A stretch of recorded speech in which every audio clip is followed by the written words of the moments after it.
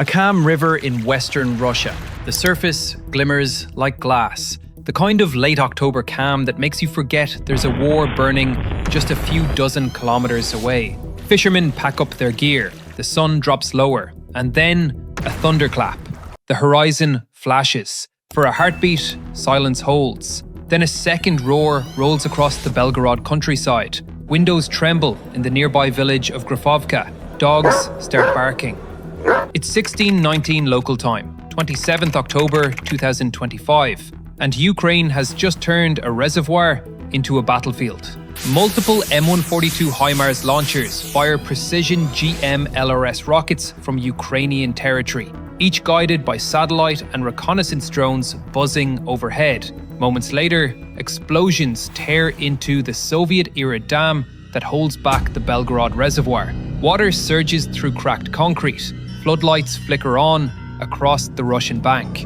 In the chaos, it's not clear whether nature or strategy is responsible. But make no mistake, this was deliberate. A Ukrainian strike had reached deep into Russia, not to destroy, but to disrupt. Grafovka isn't the kind of place that usually makes headlines. A cluster of old colleges, a service road winding through birch groves, and a reservoir that once powered irrigation canals for half the region. But tonight, the stillness is gone. Sirens wail through the dusk. Amateur videos flood Telegram. Shaky, panicked footage showing geysers of water bursting through concrete. Russian emergency crews trying to seal leaks with sandbags. Local channels like Baza and Belgorod Live show flashing blue lights, workers in orange vests shouting orders, and military trucks rushing toward the scene. It looks like a natural disaster, until you notice the symmetrical craters along the top of the dam.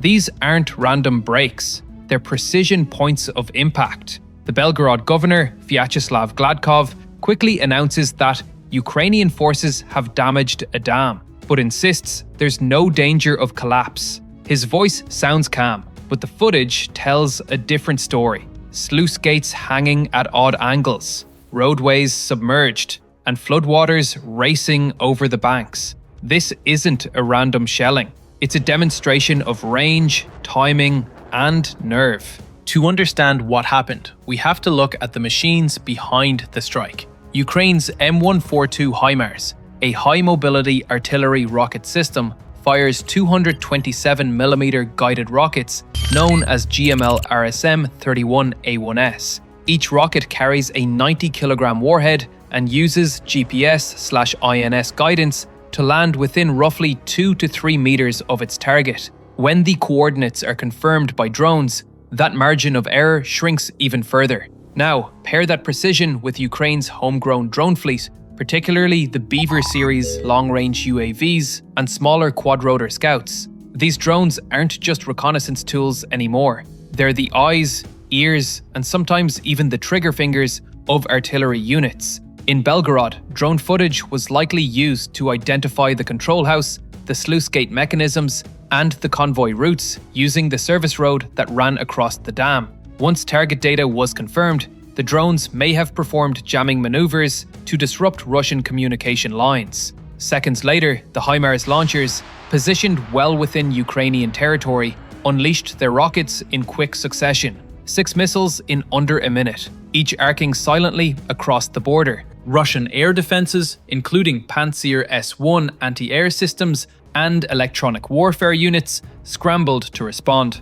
But as multiple OSINT analysts confirmed, at least 2 rockets struck home. The rest may have been intercepted, but that didn't matter. The damage was done. The sluice control building and the maintenance road were hit. A logistics depot adjacent to the dam took a direct strike. The result? The reservoir's water level fell by roughly a meter within hours, flooding downstream roadways and washing out sections used by Russian convoys supplying the front near Vovchansk and Shebekino. It was the kind of precision disruption Ukraine has been perfecting since mid-2024. Not an act of brute force, but a surgical one. To grasp why this strike matters, we need to step back. For most of 2023 and 2024, Ukraine's deep strike operations focused on oil depots, ammunition warehouses, and power substations in Russia's Bryansk and Kursk regions.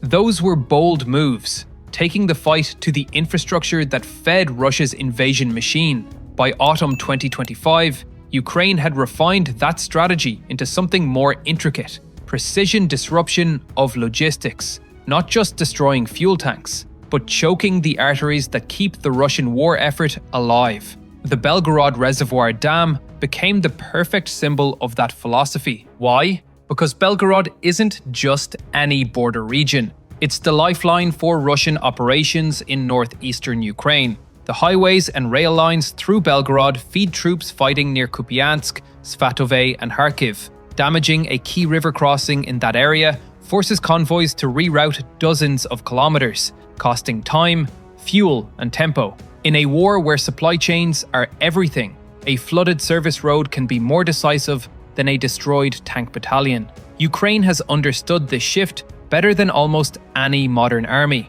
Instead of meeting Russia tank for tank, it's chosen to fight the logistics, the pipelines, the depots, the bridges, and now the dams. Once upon a time, war meant annihilating the enemy's army. But in today's conflict, efficiency matters more than spectacle. Ukraine's strategy now mirrors Western effects-based operations. Use limited strikes to cause cascading consequences. The Grafovka strike embodies that perfectly. The dam wasn't obliterated. It didn't need to be. Damaging the sluice gates triggered controlled flooding that washed out vital routes, halting fuel trucks, blocking railway access, and forcing Russian engineers to scramble for emergency repairs. Every hour those routes stay closed, Russian units at the front burn through their supplies faster than they can be replaced. Every engineer sent to repair a dam is one less soldier reinforcing the trenches. It's the kind of quiet attrition that wins long wars. And there's another layer: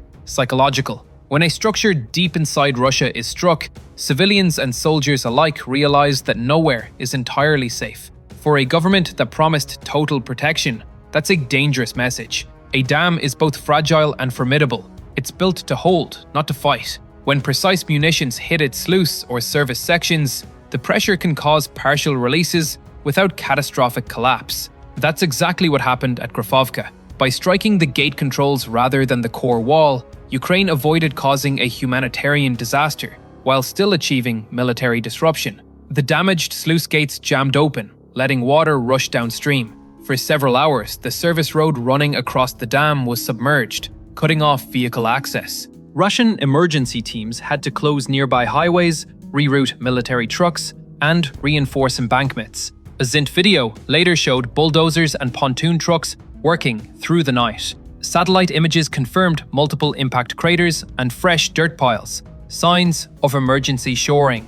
It's a masterclass in proportional warfare, maximum strategic pressure, minimal civilian harm, and perhaps most importantly, it sends a message that every piece of infrastructure supporting the war can be turned against its owner. Internationally, this operation reverberated far beyond Belgorod. Western observers, from the Kyiv Post to independent OSINT groups like Ukraine Weapons Tracker and GeoConfirmed, verified the incident within hours. The footage was clear enough: water surging over the spillway, workers knee-deep in mud, smoke rising from the gatehouse roof. For Kyiv, this was more than another strike. It was proof of operational maturity. It showed that Western systems like HIMARS could be integrated seamlessly with domestic drones and local intelligence networks. That kind of interoperability is what makes NATO planners smile quietly and Kremlin officials lose sleep. For Moscow, it's a warning shot. Belgorod, long considered a secure rear area, is now a contested zone. Each new Ukrainian strike forces Russia to divert air defenses and manpower away from the front, stretching an already burdened logistics system thinner. And for the watching world, it highlights a truth that has defined this war from day one: the side that adapts faster wins. Official Russian responses followed a familiar pattern: first denial, then minimization, then accusation. Belgorod's governor called it minor infrastructure damage. Kremlin-aligned bloggers weren't so restrained. Channels like Rybar and Archangel Spetsnaz Z declared it the beginning of hybrid flood warfare. accusing Ukraine of trying to weaponize nature itself. State media showed brief clips of calm water and promised swift repairs.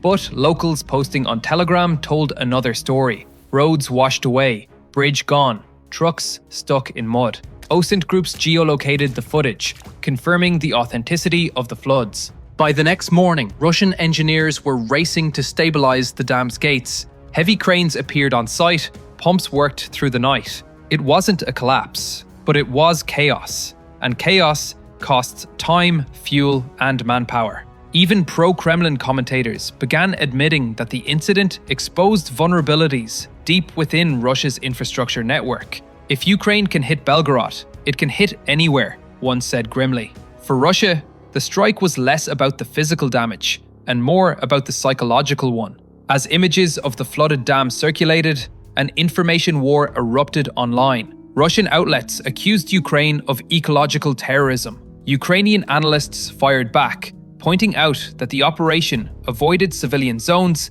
and targeted a dual-use logistic route. OSINT investigators like GeoConfirmed and Ukraine Weapons Tracker geolocated each crater, using satellite imagery to prove the precision of the hits. Maxar and Sentinel-2 satellite photos released 2 days later showed the pattern clearly. Linear impacts along the service road and control house. That level of proof made official denials hard to sustain. Even Western intelligence quietly acknowledged that the strike was one of Ukraine's most sophisticated cross-border operations to date. This wasn't random artillery fire, one European defense analyst told Politico.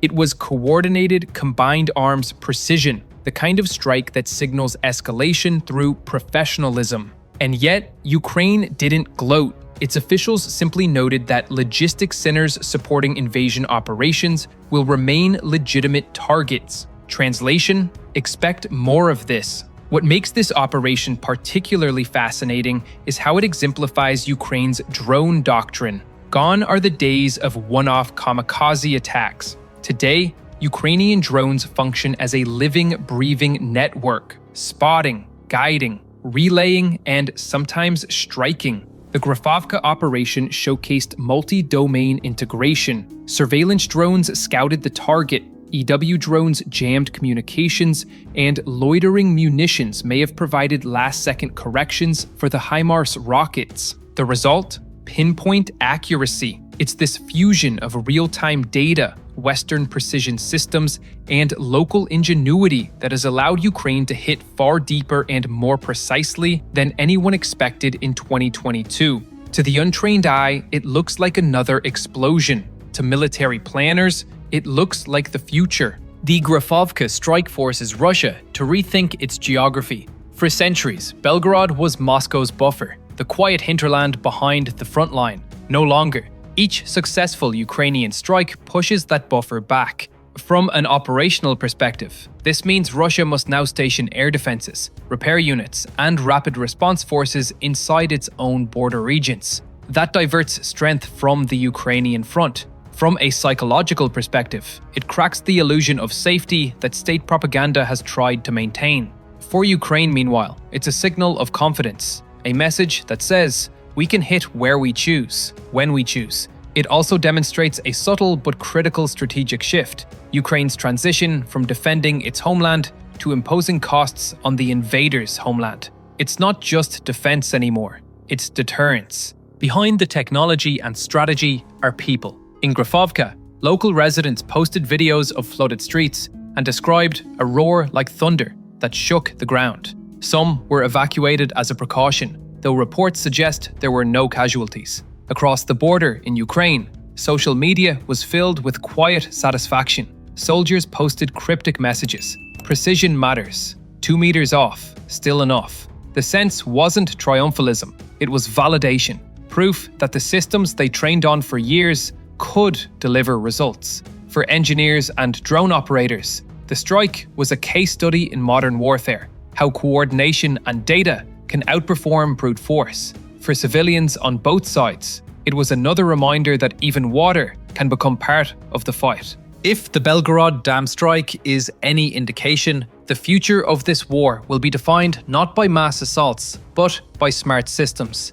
Ukraine is steadily mastering the art of asymmetric attrition, forcing Russia to spend 10 times the resources to fix every one of its precise hits. Each HIMARS rocket costs roughly $160,000. Each repair mission Russia launches afterward, millions. And the real expense isn't in concrete, it's in confidence. Every successful cross-border strike forces Moscow to explain how the world's second strongest army can't protect its own backyard. Meanwhile, Ukraine gains leverage in every negotiation. Each drone buzzing over Belgorod carries not just explosives, but political weight. The Grafovka Dam still stands, the Belgorod River still flows, but the message of 27th October 2025 is unmistakable. The battlefield now includes the infrastructure that sustains the war. Ukraine used 6 rockets, a handful of drones, and intelligence coordination to achieve what entire armoured brigades once needed months to accomplish: logistical paralysis and psychological impact. Russia will repair the damage. It will patch the gates, drain the roads, and move on. But the echo of that strike, the sound of water pouring through shattered concrete, will linger. Because in modern warfare, victory isn't always measured in territory. Sometimes it's measured in disruption, in pressure, in the realization that even a dam can be turned into a weapon.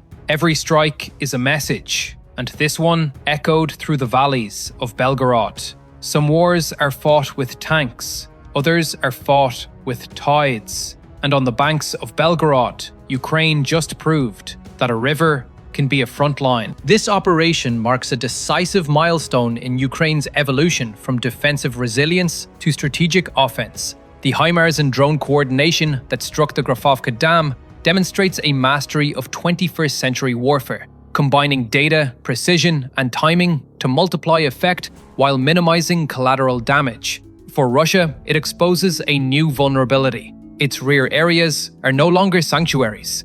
For Ukraine, it offers proof that precision, patience, and adaptation can reshape the map of war, one calculated flood at a time.